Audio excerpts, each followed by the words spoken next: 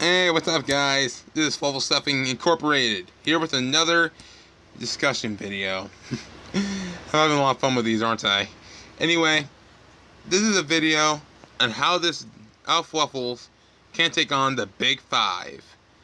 That's right, I'm going to go over how Fluffals can take on the meta. The 5 decks I'm going to go over today are Mer Males, Demise builds, PK Fire/BA, Cosmos, and Monarchs. Well, before we get into this, I'm about to say one quick rule. Always make sure you go second, like no matter what. Always go second with Fluffals. I do not care if you pull 3 Fusion Reserves or something in your deck, even though you should only run 1. Always go second. I don't care if your opponent's playing, I don't know, Demise or something. Go all in, YOLO, everything on your second turn, because this deck can play circles around lockdown decks. So, yeah. That being said, enough of the fluff, and let's get to the good stuff. Well, the first deck we're going to discuss is Mer Males. Oh my gosh, Mer Males. They've had quite a run. In fact, they're probably been the most relevant deck in recent history. I mean, I'm not going to say it's the most powerful deck. I mean, it's been relevant for so long now, and its reign has only been going to continue. That being said, Fluffals have very, very good competition with this deck for being great OTK decks. Well, a lot of people say that Fluffals are better, a lot of people say that Mer Males are better. I'm about to side on the Fluffal thing. You know I have to, because it's for namesake. I think that Fluffals are better than Mer Males. That being said, well, the most important Frightfurs that you should use against Mer Males is Frightfur Tiger and Frightfur Sabretooth, because Sabretooth can wall those decks unless they Abyss Gaios you, in which case, a Sabretooth welcomes to open arms, because, it forces them to go into Exceed monsters they really hardly want to go into to begin with. With Frightfur Tiger, you can just wipe their whole board. Well, a lot of their board. Just in a snap. It would just be hard for Mer Males to recover, because hardly any of them float, except for using water effects and stuff with Atlanteans. But other than that, they have really nothing to sit on after Frightfur Tiger just wipes their board clean. Like, the only real issue I see against Mer Males is that if they go for the Milling Glacia first turn play, that can leave Fluffals in a huge disadvantage, which is a very, very bad thing. I mean, it's just really, really bad. But the one advantage that Fluffals have is that they can easily pressure this deck, because, you can go like Sheep, Sabretooth, Tiger, and then just sit on them and just wipe them out, because once you have an established board, Mer Males can almost never come back unless they go for like Big Eye or something. But even then, they most of the time go for Abyss Gaios. So yeah, I feel like the Fluffals have a pretty relatively even matchup against Mer Males. So now on to the next deck. Oh, the next segment is going to be over the Demise builds. Oh man, Demise builds. It's a very difficult matchup, to say the least. I mean, card Demise builds are very hard to go up against in general because of very large trap lineups, and it's just a pain to face overall.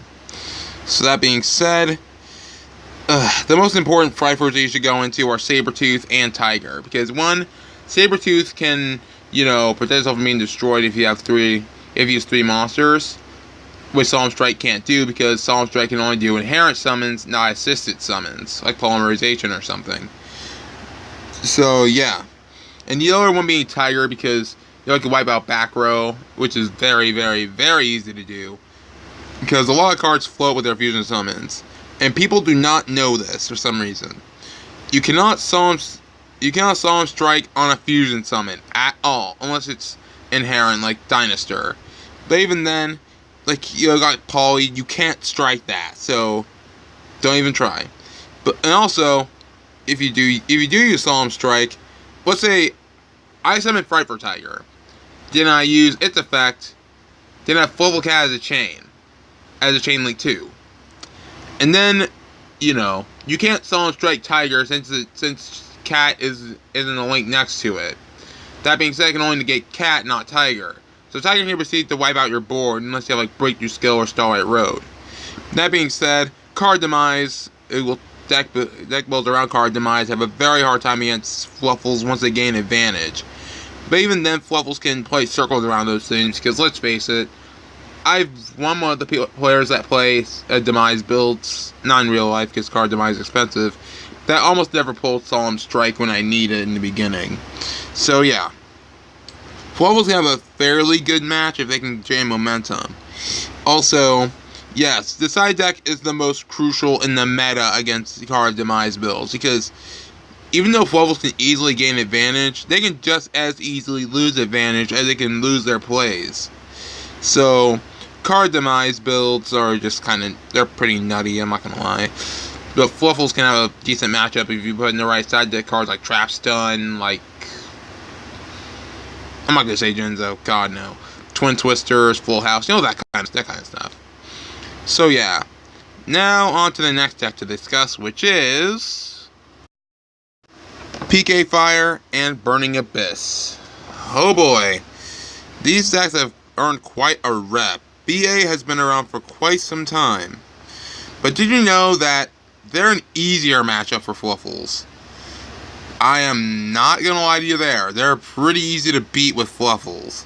If you get the right hand, at least. I mean, with Fluffals nowadays, it's pretty easy to get an easy board with this against BA. Let's face it, it's at the mercy, the absolute mercy of Fright for Sheep, because Fright for Sheep has an Armaze effect, and it also brings itself back with Under More, making Dante practically useless against this thing.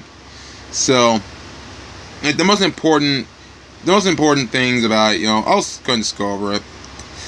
It is an interesting matchup to say the least, because, it can go, I'm not going to say 50-50, I might make more like 70-30, because, like, Fluffals had the advantage overall. And this is one matchup where a 3-material Sabertooth is nowhere near as crucial, since Farfel can just banish it and negate that effect anyway, so, yeah. So, the two Frighters I see that are the most important are Sheep and Tiger, because Sheep can prevent floating, so if it attacks a Dante with 2 exceeded materials, it cannot use either effect, so, well, any effects that was under Dante, or Dante himself to float, so they're at the mercy of Fright for Sheep. It's pretty funny to think of. Also, another thing that I'll have to go over is that, about Fright for Tiger, why it's another good matchup. It can wipe out their back row.